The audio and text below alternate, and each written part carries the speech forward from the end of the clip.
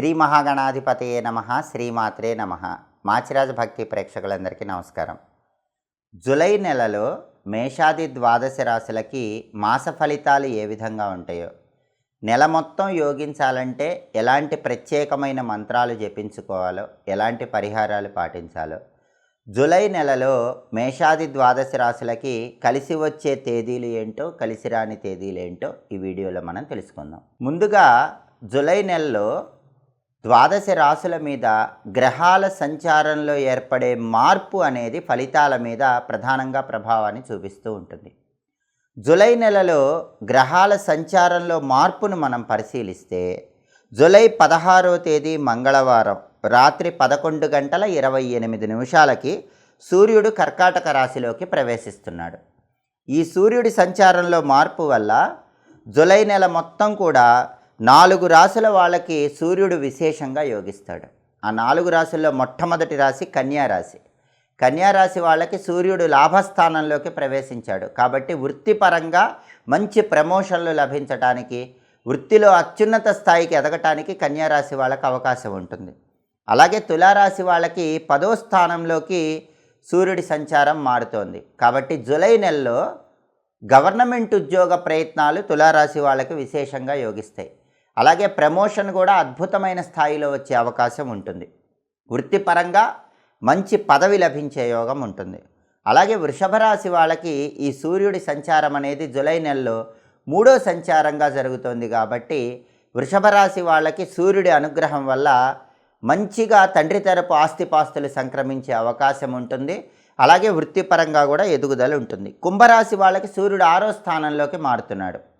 కాబట్టి కుంభరాశి వాళ్ళకి ఈ జూలై నెలలో సూర్యుడి సంచారం వల్ల అనారోగ్య సమస్యలన్నీ తొలగిపోతాయి. కాబట్టి జూలై 16 నుంచి ప్రధానంగా కన్యారాశి, తులారాశి, వృషభ రాశి, కుంభరాశి ఈ 4 రాశుల వాళ్ళకి సూర్యభగవానుడు అద్భుతంగా యోగిస్తున్నాడు.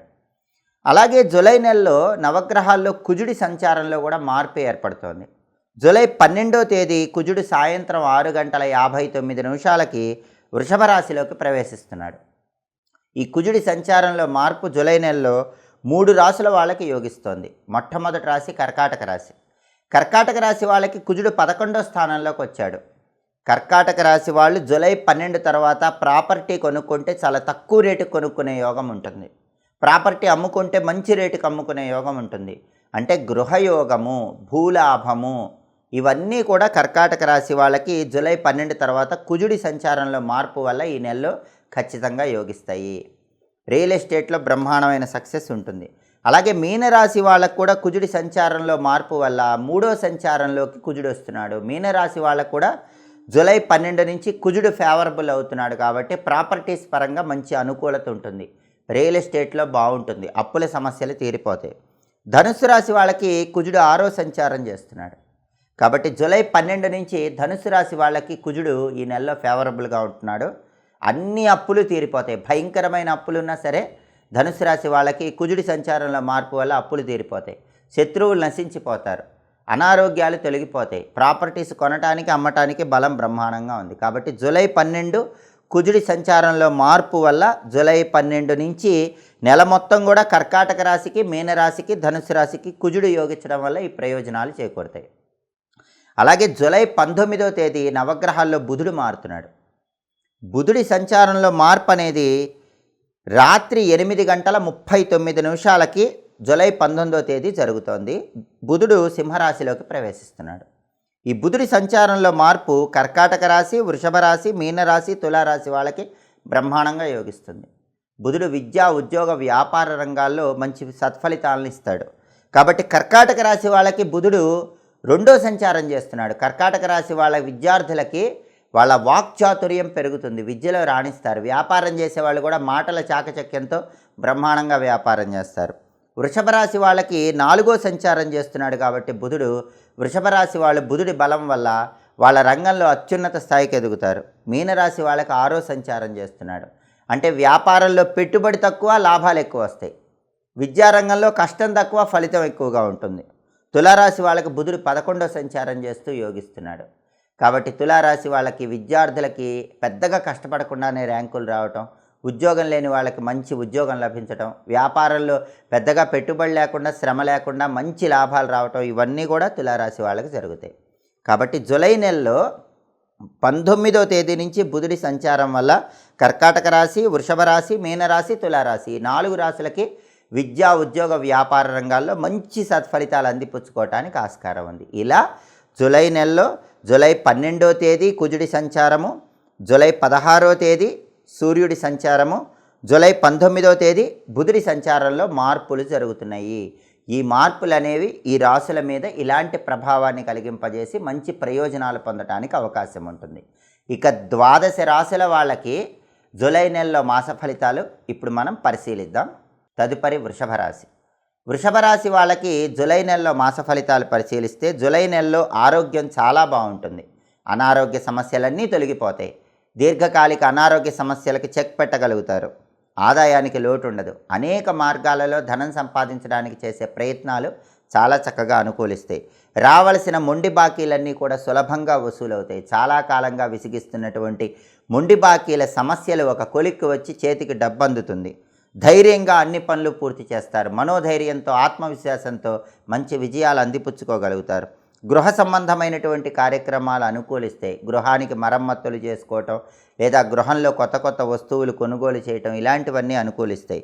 అలాగే కుటుంబ సౌఖ్యం ఉంటుంది. కుటుంబంలో విభేదాలు సమసిపోతాయి. సానుకూల వాతావరణం పెరుగుతుంది. వాహన లాభం ఉంటుంది. బండి కానీ కారు కానీ కొనుక్కోవటానికి చేసే ప్రయత్నాలు జూలై నెలలో అనుకూలిస్తాయి.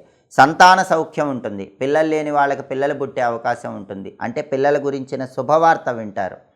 పిల్లలు ఉన్నవాళ్ళైతే వృషభ రాశి వాళ్ళ సంతానం మంచి పురోభివృద్ధిని సాధించగలుగుతారు.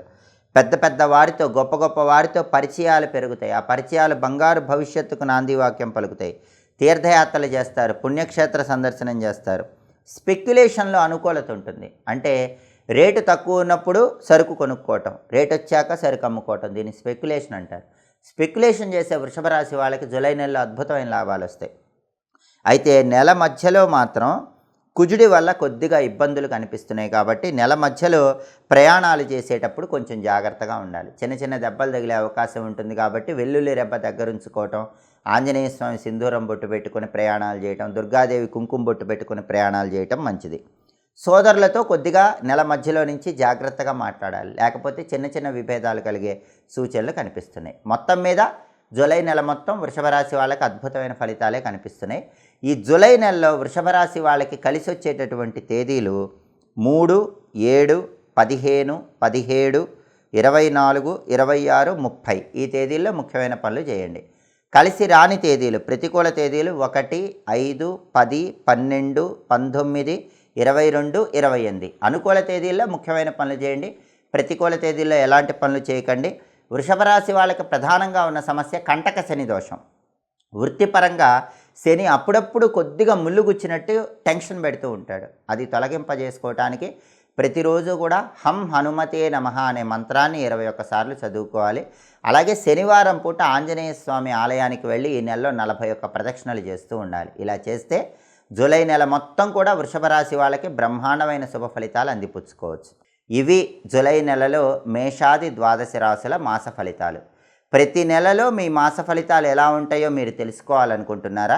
అయితే మా మాచిరాజు భక్తి ఛానల్ని తప్పకుండా చూడండి. నెలలో గ్రహాల సంచారాన్ని బట్టి పాటించాల్సిన పరిహారాలు పాటించండి. నెల మొత్తం యోగదాయకమైన ఫలితాలను అందిపుచ్చుకోవచ్చు. మా వీడియోస్ మీకు నచ్చినట్లయితే మా ఛానల్ని లైక్ చేయండి, కామెంట్ చేయండి. మా ఛానల్ వీడియోస్ 10 మంది మిత్రులకు షేర్ చేయండి. మా ఛానల్ని సబ్స్క్రైబ్ చేసుకోండి. పక్కనున్న బెల్ సింబల్ నొక్కటం మాత్రం మర్చిపోకండి. సర్వే జనాః సుఖినో భవంతు. స్వస్తి.